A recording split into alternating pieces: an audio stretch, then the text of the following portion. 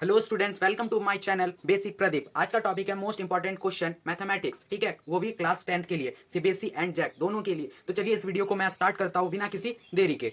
ये है, तो चलिए क्वेश्चन नंबर 1 स्टार्ट करते हैं। तो क्या है हमारा, 3x/2 minus 5y/3 equals to -2 and x/3 and plus y/2 equals to 13y। तो इसमें हम लोगों को x और y का वैल्यू फाइंड करना होगा। तो कैसे हम लोग फाइंड करते हैं, चलिए आइए देखते हैं। आप लोग देख पा रहे होगे कि 3x/2 इसको मैंने इक्वेशन 1 मान लिया and x/3 plus y/2 equals to 13/6 को मैंने इक्वेशन 2 मान लिया। अब मैं क्या करूंगा, मैं ये एंड ये इन दोनों को इक्वल करूंगा। क्यों इक्वल करूंगा, क्योंकि इसका साइन है प्लस और इसका साइन है माइनस, तो दोनों इजिली कट हो जाएगा। तो इक्वल करने के लिए क्या करना पड़ता है, हमें इसके कॉफिशिएंट से इसको मल्टीप्लाई करना पड़ता है और इसके कॉफिशिएंट से हमें इसको मल्टीप्लाई करना पड़ता है। हिंदी वाले सुने, कॉफिशिएंट मतलब क्या होता है, जो कि इसके मल्टीप्लाई में हो, गुना में हो, इसके साथ में। वाई के साथ गुना में क्या है 1/2, तो आप देख सकते हैं 1/2। इसके साथ गुना में क्या है 5/3, तो 5/3। उसके बाद हम लोगों ने 1/2 को इस इक्वेशन से मल्टीप्लाई किया तो हमारा ये आया, एंड फिर इस इक्वेशन को हम लोगों ने 5/3 से मल्टीप्लाई किया तो ये आया। अब यहाँ पे देख रहे होगे 5/6y एंड 5/6y, ये दोनों इक्वल हो गया और साइन अल्टरनेटिव है, चेंज है, तो इन दोनों को हम लोग क्रॉस कट आराम से कर देंगे। उसके बाद यहाँ पे भी प्लस का साइन है, यहाँ पे भी प्लस का साइन है, तो इन दोनों को मैंने प्लस किया 3x/4 plus 5x/9 equals to, फिर यहाँ पे देखिए -1 को ऐसे ही लिख दिया, इसके आगे प्लस का है, नहीं दिख रहा है, तो ये प्लस का ही होता है। हम लोगों ने 65/8 को प्लस किया। उसके बाद मैंने इनको सॉल्व किया तो मैंने एलसीएम ले लिया, 9 4 जा 36, देन 9 को इससे मल्टीप्लाई किया, 4 को इससे मल्टीप्लाई किया एंड आ गया। ये तो आप लोगों को आता ही होगा। देन फिर इसमें भी वही प्रोसेस किया, 18 एलसीएम ले लिया, देन इसको क्रॉस मल्टीप्लीकेशन।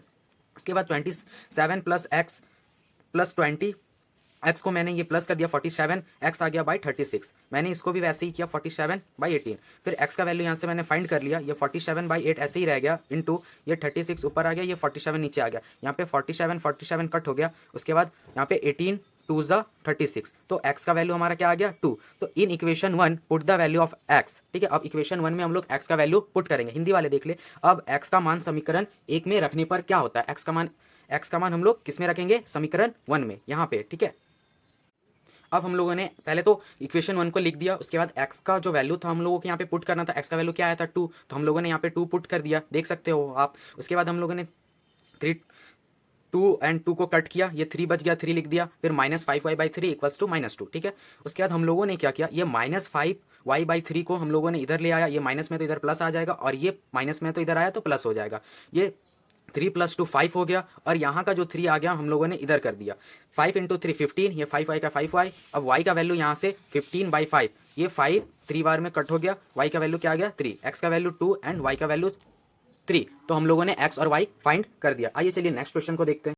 तो आप लोग क्वेश्चन नंबर 2 देख सकते हो, find the value of k so the points 8 1 k -4 2 -5 are collinears. तो ये सारे पॉइंट्स कॉलिनियर है और हम लोगों को find the value of x निकालना है। अब हिंदी वाले देखे, x का मान ज्ञात कीजिए ताकि बिंदु 8 1 k -4 और 2 -5 संरेखी हो। संरेखी हो का मतलब क्या होता है, चलिए आइए आगे पढ़ते हैं। जैसे हम लोगों ने पॉइंट्स को x1 x2 x3 मान लिया, y1 y2 एंड y3। आप लोगों को तो ये पता होगा x1 x2 x3 किसे मानते होंगे, आप लोगों ने अभी तक तो जान ही गया होगा। उसके बाद है हम लोगों ने लिखा पॉइंट्स आर कॉलिनियर, क्योंकि पॉइंट्स क्या है, कॉलिनियर, तीनों बिंदु संरेखी है, ठीक है, बिंदु संरेखी है। तो संरेखी होने से क्या होता है, देखिए area of triangle equals to 0, त्रिभुज का क्षेत्रफल क्या हो जाता है 0 हो जाता है। इससे हम लोग x का वैल्यू फाइंड कर लेंगे। उसके बाद हम लोगों को ये बड़ा सा फॉर्मूला याद करना पड़ता है। तो ये बड़ा सा फॉर्मूला है क्या, चलिए आइए देखते हैं।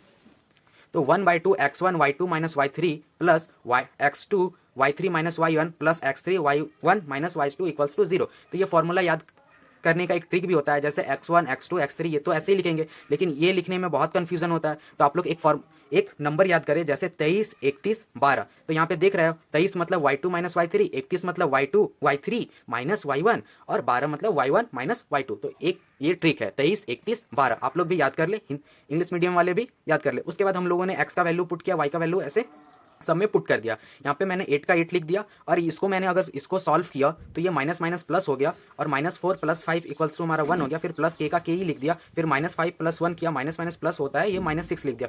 फिर +2 को +2 ऐसे ही लिख दिया, फिर ये माइनस माइनस प्लस हो जाएगा, देन 1 + 4 = 5, ये 0 का 0। अब आइए चलिए नेक्स्ट देखते हैं। अब उतना करने के बाद हम लोगों ने 1/2 उसको सॉल्व किए तो 8 - 6 के प्लस 10 आ गया। ठीक है, अब यहाँ पे देखें ये 8 + 10 को हम लोगों ने 18 कर दिया, -6 के इक्वल्स टू 0। अब ये 2 को हम इससे भी डिवाइड करेंगे और इससे भी डिवाइड करेंगे, तो 18/2 - 6 के बाई 2 ये लिख दिया। अब यहाँ पे 2 9 18 हो गया, जो भी है हम लोग लिख दिया। उसके बाद 2 3 6, यहाँ पे 3 के हो गया इक्वल्स टू 0। अब हम लोगों ने क्या किया, ये +9 को हम लोगों ने इधर भेज दिया, इधर भेजा तो ये -9 हो गया। अब के को ऐसे ही रख दिया, ये -3 को हम लोगों ने इधर, ये इंटू में है तो ये डिवाइड आ जाएगा, ये माइनस और ये माइनस कट गया और ये 3 बार में 3 कट गया, तो यहाँ पे के का वैल्यू क्या आ गया 3। तो ये क्वेश्चन भी सॉल्व हो गया। अब हम लोग क्वेश्चन नंबर 3 देखते हैं। अब आप लोग क्वेश्चन नंबर 3 देख सकते हो, ये एपी फाइंड करने वाला है, अर्थमेटिक प्रोग्रेस का क्वेश्चन है। And AP the first term is 5। तो एक एपी है जिसमें फर्स्ट टर्म 5 दिया हुआ है, लास्ट टर्म इसका 45 दिया हुआ है, एंड द सम इज 400 और एसएन हमारा 400 दिया। Find the number of the term and the common difference. तो इसमें कितने नंबर्स है और इसका कॉमन डिफरेंस क्या है। हिंदी वाले देखे, किसी एपी का प्रथम 5 अंतिम पद 45, प्रथम पद 5 है, अंतिम पद 45 है और योग कितना है 400 है। पदों की संख्या और सार व अंतर ज्ञात कीजिए। तो पदों की संख्या क्या होगी और उसकी सार व अंतर क्या होगी वो हम लोगों को फाइंड करना है। तो आप लोग यहाँ पे देख सकते हो, मैंने A5 ले लिया क्योंकि ये A हमारा फर्स्ट टर्म है और AN हमारा क्या है 45 जो कि लास्ट टर्म है। ठीक है, ये प्रथम और ये लास्ट। उसके बाद हम लोगों ने एसएन लिया, एसएन जो हमारा 400 सम है और हमें क्या फाइंड करना है एन और डी। एन मतलब नंबर ऑफ टर्म्स, ठीक है, और डी मतलब कॉमन डिफरेंस, संख्या और सारवंतर फाइंड करना है। तो हमें नंबर ऑफ टर्म्स और कॉमन डिफरेंस फाइंड करना है। ठीक है, पदों की संख्या और सारवंतर। तो मेरा ये फेवरेट फॉर्मूला था, A N equals to A plus N minus 1 D. तो यहाँ से हम लोगों ने ए एन का वैल्यू 45, ए का वैल्यू 5 और एन माइनस 1 डी, जो कि हमको एन ना एन ही ना पता है ना डी हम लोगों को पता है। तो मैंने 5 को इधर किया, ये माइनस किया, 40 आ गया, ये जैसे किया तैसे ही लिख दिया और इसको मैंने इक्वेशन 1 ले लिया। उसके बाद फिर मैंने एस एन का फॉर्मूला लगाया जो कि n/2 a plus A N. मैंने ये फॉर्मूला क्यों लगाया, क्योंकि हम लोगों के पास ए एन दिया हुआ है, लास्ट टर्म ये मुझे पता है। ठीक है, उसके बाद हम लोगों ने एस एन तो हमारा दिया हुआ था 400, n/2 ए का वैल्यू पता था और ए एन का भी वैल्यू पता था। उसके बाद हम ये 2 को मैंने इधर ले गया, ठीक है, 400 × 2 आ गया, एन को ऐसे ही लिख दिया, ये 5 + 45 50 हो गया यहाँ पे। उसके बाद ये एन को मैंने इधर ले आया, नहीं ये 50 को मैंने फिर इधर ले आया, एन को ऐसे लिखा, तो ये 400 × 2/50 हो गया। यहाँ पे मैंने एक 0 कट किया एंड यहाँ पे 5 8 × 40 किया और 8 × 2 16, तो एन का वैल्यू क्या आ गया हमारा 16। अब हम लोग डी निकालेंगे। ठीक है, अब यहाँ पे देख सकते हैं, now put the value of n in equation 1। तो हम लोगों ने इक्वेशन 1 जो माना था उसमें हम लोग डी का वैल्यू एन का वैल्यू पुट करेंगे। अब एन का मान समीकरण 1 में रखने पर क्या होता है, तो 40 = n - 1 डी, ये तो हमारा इक्वेशन 1 था। तो 40 एन का वैल्यू क्या आया था 16 - 1 16 - 1 15 और ये डी, तो ये 40/15।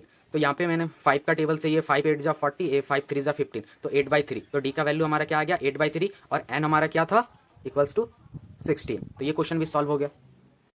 अब आप लोग क्वेश्चन नंबर 4 देख सकते हैं जो कि प्रूफ दैट है ट्रिग्नोमेट्री का। तो root under 1 + sin a 1 - sin a = sec a + tan है। ये 100% एकदम आने वाला क्वेश्चन है, बहुत वेरी वेरी इंपॉर्टेंट। लिख ले आप लोग VVI, यहाँ पे VVI लिख लो, आप लोग लिख लो, एकदम आएगा ही। तो हम लोगों ने LHS साइड से प्रूफ करना स्टार्ट किया, तो मैंने LHS लिखा एंड LHS में क्या है ये मैंने लिख दिया। उसके बाद हम लोगों ने यहाँ पे क्या किया, रेशनलाइज, ठीक है, डिनोमिनेटर का रेशनलाइज, हिंदी वाले समझे, अंश और एवं हर में √1 + sin a गुना करने पर, तो हम लोग रूट प्लस sin a को मल्टीप्लाई किए। तो यहाँ पे ये 1 + sin a 1 √1 + sin a, ये दोनों एक ही जैसा है, तो 1 + sin a का होल स्क्वायर ले लिया। यहाँ पे देख सकते हैं 1 - sin a 1 + sin a, तो ये फॉर्मूला मुझे दिख रहा है a² - b² का, तो मैंने उस टर्म में ये ले लिया जो कि मैंने पिछली वीडियो में भी बताया था ये फॉर्मूला क्या है। उसके बाद इसमें भी 1 - sin² a का फॉर्मूला क्या होता है cos² है, तो 1 - sin² को मैंने cos² a यहाँ लिख लिया, ऊपर वाले को जैसे का तैसे। उसके बाद इसमें भी स्क्वायर है, इसमें भी स्क्वायर है, तो इन दोनों का मैंने होल स्क्वायर ले लिया। अब यहाँ पे देख सकते हैं ये होल स्क्वायर एंड ये रूट मैंने कट किया, तो 1 + sin a / cos a simple term में आ गया। अब यहाँ पे मैंने क्या किया, अलग अलग टर्म को तोड़ा, 1 - cos a को अलग लिखा plus sin a / cos a को अलग लिखा। 1/cos a का फॉर्मूला क्या होता है sec a और sin a / cos a का फॉर्मूला क्या होता है tan a। तो ये हमारा प्रूव्ड हो चुका है, बहुत ही इजी तरीके, एकदम इजी एक्सप्लेनेशन, कहीं पे नहीं मिलेगा। आप यहाँ पे भी फॉर्मूला आप लोग नोट कर सकते हो। तो आइए चलिए नेक्स्ट क्वेश्चन की आगे बढ़ते हैं।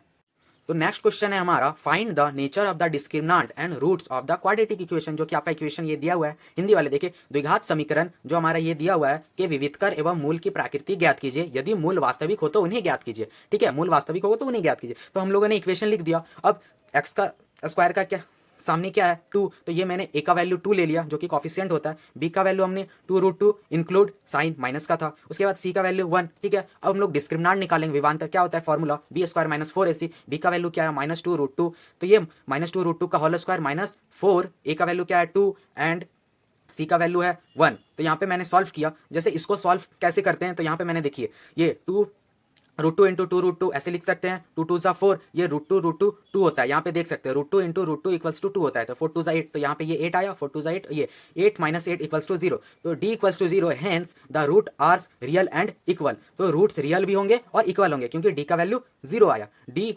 0, इसलिए मूल वास्तविक एवं बराबर होंगे। अब यहाँ पे हम लोगों ने रूट फाइंड किया, तो देख सकते हैं रूट का वैल्यू क्या होता है -b plus minus root d by 2a। Minus तो यहाँ पे पहले से था, मैंने दे दिया। उसके बाद b का वैल्यू क्या है -2√2 प्लस माइनस रूट d का वैल्यू क्या है, d का वैल्यू क्या है 0, यहाँ पे 2 इंटू ए का वैल्यू क्या है 2, ठीक है। सिंपल मैथमेटिक्स है। उसके बाद माइनस माइनस यहाँ पे प्लस कर दिया मैंने, ये प्लस माइनस रूट 0 का 0 ही होता है, 2 2 4। अब हम लोग क्या करेंगे, यहाँ पे अल्फा एंड बीटा, अल्फा में क्या करते हैं प्लस एंड बीटा में क्या करते हैं एक बार माइनस। 2√2 प्लस 0/4, यहाँ पे 0 प्लस करो चाहे माइनस करो वही आएगा टर्म। यहाँ से मैंने क्या किया, यहाँ पे 2 1 2, यहाँ पे 2 कट कर दिया, तो यहाँ पे क्या बचा मेरा √2/2। अब इसको कैसे सॉल्व किया, जैसे आप लोग यहाँ पे देख सकते हो कि ये √2 लिखा हुआ है एंड ये 2 को क्या हम लोग ऐसे √2 इंटू √2 लिख सकते हैं। यहाँ से मैंने एक रूट कट कर दिया, तो ऊपर क्या बचा 1, तो 1/√2 मेरा आंसर आ गया, देख सकते हो। उसके बाद बीटा में हम लोगों ने वही किया, -0 किया, तो माइनस करो या प्लस करो वही आंसर आता है 2√2/4। फिर हम लोग यहाँ पे भी वैसे ही किया, 2 1 2 एंड 2 यहाँ पे नीचे आया, तो फिर हम लोगों ने ये इसको भी ऐसे ही किया एंड 1/√2। आप लोग यहाँ पे देख सकते हैं 1/√2 दोनों ही रूट्स इक्वल आए हैं, तो d का वैल्यू जब भी 0 होगा तो दोनों रूट्स इक्वल आएंगे, बराबर आएंगे। तो आप लोग एग्जाम में ये गलती ना करें। अभी तक आप लोगों ने मेरा first video most important question math का नहीं देखा है तो प्लीज जाके उन्हें देखें, मैं लिंक डिस्क्रिप्शन में भी डाल दूंगा। अगर मेरी वीडियो अच्छी लगे तो प्लीज एक लाइक करें, सपोर्ट करें, अपने फैमिली फ्रेंड्स जिनके भी साथ हो शेयर करें, ताकि मोस्ट इंपॉर्टेंट मैथमेटिक्स क्वेश्चन का वो मजा ले सकते हैं।